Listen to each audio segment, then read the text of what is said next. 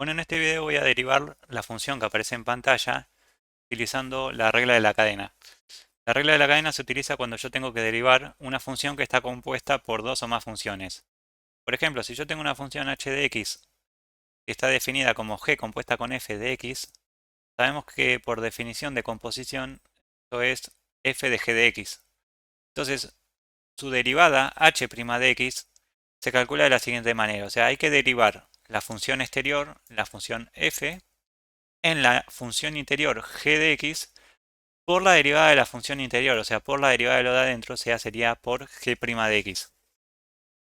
Bueno, vamos a derivar entonces la función que tenemos acá.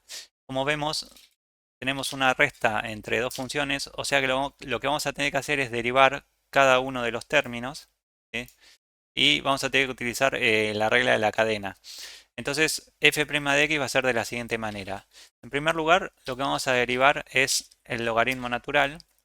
Y lo que hay que tener presente es que si yo tengo que derivar el logaritmo natural de una función f de x, entonces su derivada va a ser, en el denominador se coloca, en este caso, la expresión de la función, y en la parte del numerador se coloca su derivada. Entonces, eso es lo que vamos a hacer precisamente. Entonces, bueno, armamos, en este caso, esta expresión. Quedaría en el denominador, colocamos entonces la expresión de la función, sería x al cubo por seno de x al cuadrado.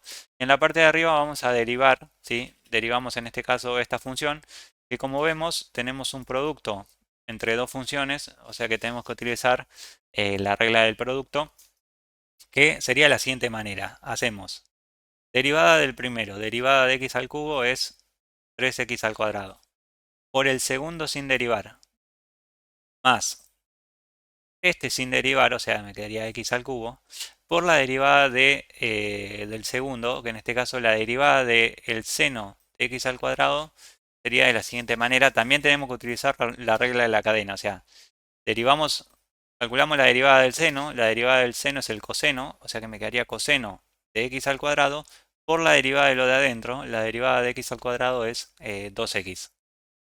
Y ahora sería menos, y tenemos que derivar ahora el segundo término, que como tenemos en el segundo término tenemos una constante por una función, como sabemos, la derivada de una constante por una función es, se deja la misma constante y se deriva en este caso la función. Tenemos que derivar e elevado al coseno de x. Para eso lo que vamos a tener que tener presente es lo siguiente, que si yo tengo que derivar e elevado a una función, su derivada va a ser e elevado a esa función por la derivada del exponente, o sea, la derivada de f, que es f' de x. Entonces, bueno, utilizando esto nos va a quedar de la siguiente manera. Sería menos 2 por derivada de e elevado al coseno de x es e elevado al coseno de x por la derivada del exponente. La derivada del coseno es menos el seno de x. Bueno, en el siguiente paso vamos a ver qué podemos acomodar. En este caso, fíjense que en esta parte tenemos x al cubo por x, podemos darlo, o sea que nos quedaría un x a la cuarta, ¿sí? Y bueno, en el siguiente paso, acá, por ejemplo, en esta parte, tenemos dos signos menos, o sea que podemos hacer la regla de los signos, menos por menos es más.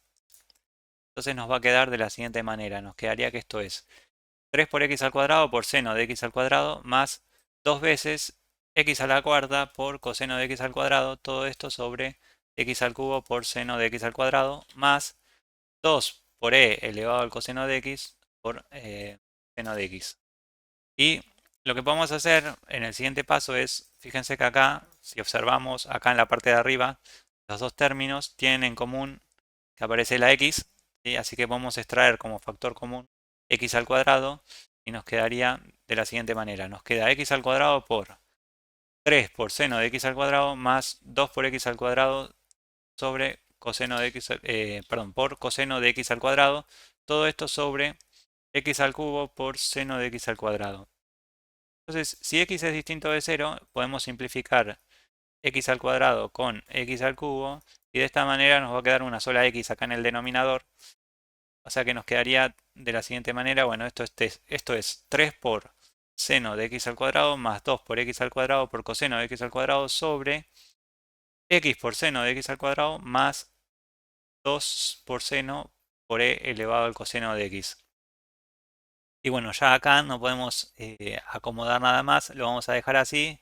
Entonces, esa sería la expresión de la derivada. O sea, f' de x es igual a toda esta expresión que habíamos calculado anteriormente.